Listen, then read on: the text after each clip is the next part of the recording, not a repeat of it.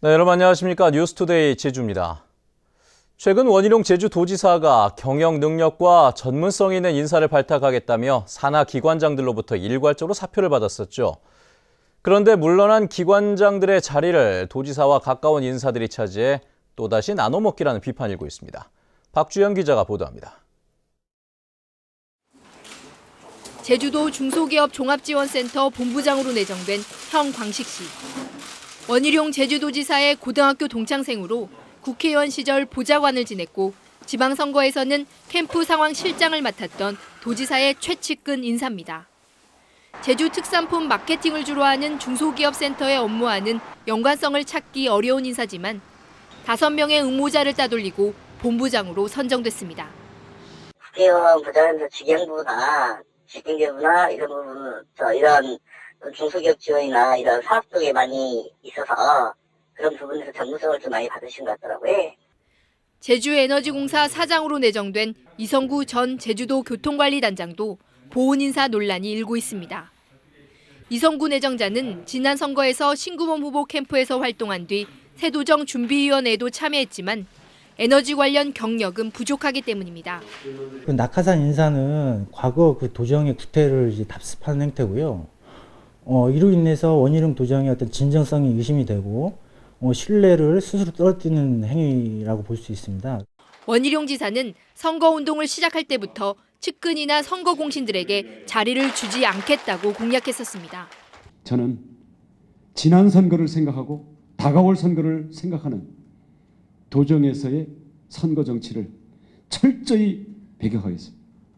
원희룡 지사의 선거 공신 나눠먹기 인사를 놓고 비판이 일고 있는 가운데 앞으로 공공기관장의 측근 인사 논란이 반복될지 인선 결과에 관심이 쏠리고 있습니다. MBC 뉴스 박주연입니다. 구성지 제주도의회 의장이 제주도가 예산안을 편성하기 전에 도의회와 사전에 협의하는 이른바 예산 협치를 하자고 제안했습니다. 하지만 제주도는 예산은 협치 대상이 아니라며 제안을 거부해 원희룡 도정의 새해 예산안 편성이 순탄치 않을 전망입니다. 현재훈 기자의 보도입니다. 구성지 의장은 도의원들이 수렴한 지역주민 요구사항이 내년 예산에 미리 반영될 수 있도록 사전 협의하자고 원희룡 지사에게 제안했습니다.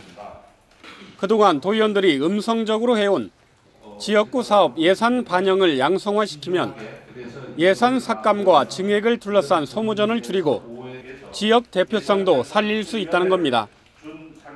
도의회는 재량 사업비와 공약 추진 사업비 명목으로 도의원 1인당 20억 원, 총액으론 820억 원 규모를 요구한 것으로 알려졌습니다. 그 20억이 중요한 게 아니고 30억이 중요한 게 아니고 문제는 이와 같은 것을 건의를 해서 받아들일 수 있는 박영부 제주도 기획조정실장은 예산 편성권은 자치단체, 심의권은 지방의회에 있는 만큼 예산 편성권을 나누자는 요구는 수용할 수 없다고 밝혔습니다. 제주도의 독립적인 가용 예산 4천억 원 가운데 무려 820억 원을 도의회에 떼주라는 건 무리라는 입장입니다. 우리 집행부가 편성을 하면은 얼마든지 이 예산 심의를 하면서 협치할 수 있는 기회가 있기 때문에 그 사전에 이제 예산을 얼마 의회 몫으로 주고 이런 거는 사실상 협치 대상이 거기서부터는 아니라고 저는 생각을 하고 있습니다. 이 같은 논란을 줄이기 위해 시민단체에선 주민 참여 예산 제도를 활성화하는 것이 바람직하다는 의견도 내놓고 있습니다. 그래서 예산 편성권과 심의권을 독점한 집행부와 의회 간의 예산 전쟁이 아니라 도민들 관점에서는 납세자들이 이제 실제 예산 편성에 참여할 수 있는 주민 참여 예산제를 대폭 확대하는 것이 현재로서는 타당한 논의라고 보여집니다. 원희룡 도정의 첫 예산이 편성도 되기 전에 논란에 휩싸인 가운데 제주도와 도의회가 어떤 결론을 내릴지 주목됩니다. MBC 뉴스 현재훈입니다. 제주도 감사위원회가 특혜 논란을 빚은 문화정책 분야 보조금 사업들에 대한 특정 감사를 실시합니다. 오는 27일부터 열흘 동안 진행되는 감사에서는 최근 도의회가 지적한 제주 창작 오페라 보조 사업과 언론에 보도된 문화정책 관련 비정상적 관행들을 점검합니다. 감사위원회는 법적 검토를 제대로 하지 않고 보조사업을 선정했거나 사업비를 부풀리는 사례가 있었는지 조사하겠다고 밝혔습니다. 달리던 차량에 동물이 치여 죽는 이른바 로드킬 교통사고가 잇따르고 있습니다. 일교차가 큰 가을철이 되면서 안개가 자주 끼고 야생 동물들의 활동도 활발해지고 있기 때문입니다. 이소현 기자의 보도입니다. 안개가 낀 도로, 달리던 승용차가 1차로에 누워있던 커다란 물체와 충돌합니다. 소환이냐? 비슷한 시각 이곳에는 소방대원들이 출동해 시외버스 문을 뜯어내고 갇혀있던 승객들을 구조했습니다. 인근 목장에서 나온 말과 충돌에 버스가 심하게 찌그러졌기 때문입니다.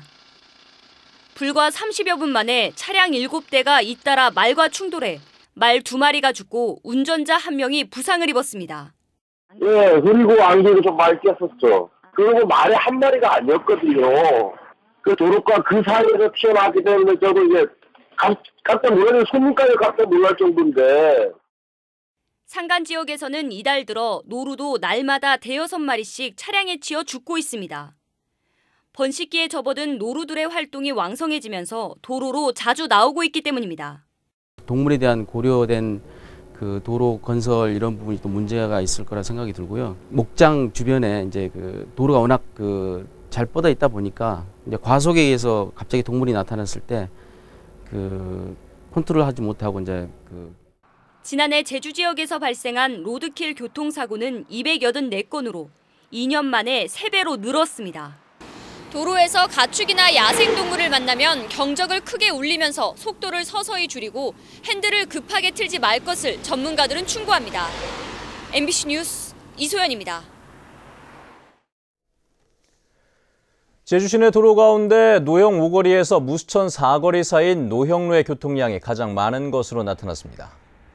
제주시가 지난해 도로 교통량을 조사한 결과 노형로 도로교통공단 앞 지점이 하루에 4만 900대의 차량이 통과해 교통량이 가장 많았습니다. 한편 지난해 제주시가 관리하는 지방도의 평균 교통량은 재작년보다 7.2% 증가했습니다.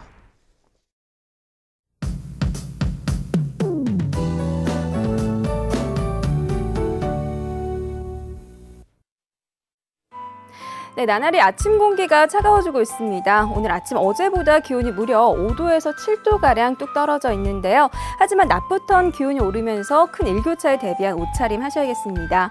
내일도 가끔 구름만 지나면서 쌀쌀한 아침과 달리 낮에는 따뜻한 날씨가 이어지겠습니다. 다음은 자세한 지역별 날씨입니다. 네, 출근길 북부 지역의 기온 12도에서 17도로 동네별 기온차가 조금 나고 있는데요. 낮 기온은 19도 내외로 어제와 비슷하겠습니다. 현재 서부 지역의 기온 14도 내외, 낮 기온은 20도에서 21도가 예상됩니다. 남부 지역은 예년 이맘때 수준의 기온을 유지하겠습니다. 네, 동부 지역의 기온 12도까지 뚝 떨어진 가운데 낮부턴 기온이 오르면서 일교차가 10도 가까이 크게 벌어지겠습니다. 청판하계의 기온 18도 가리키고 있습니다. 네, 섬적 쾌청한 하늘 보이고 있고요. 기온은 어제보다 2도가량 낮겠습니다. 해상에는 물결이 잔잔하게 일겠습니다. 네, 현재 광주공항에는 옅은 안개가 낀 가운데 그 밖의 공항 대체로 맑은 모습입니다. 네, 당분간 큰 일교차에 감기 걸리지 않도록 주의하셔야겠습니다. 날씨였습니다. 제주 지역에 산불 진화와 인명 구조 등을 위한 다목적 소방 헬기가 도입될 것으로 보입니다. 제주도 소방안전본부는 제주의 기상 여건 등을 고려해 우리나라 국산 헬기인 수리온과 이탈리아 기종 등 준대형급 기종을 검토하고 있다고 밝혔습니다. 소방 헬기는 오는 12월까지 기종 선정 작업을 마친 뒤 헬기 제작과 시험 운항 등을 거쳐 이르면 2017년 말에 도입될 것으로 보입니다. 제주 꿩엿과 강술, 순다리와 댕유지, 재래돼지와 재래감이 마세방주에 등재됐습니다. 마세방주는 세계 각 지역의 멸종 위기 음식과 종자를 찾아내 관심과 소비를 이끌어내기 위해 슬로우푸드 국제본부가 지정하고 있습니다. 이에 따라 제주도는 지난해 등재된 제주 흑우와 제주 푸른 콩장과 함께 전국에서 가장 많은 8개 품목이 등재됐습니다. 네, 뉴스투데이 제주를 마칩니다. 시청해주신 여러분 고맙습니다.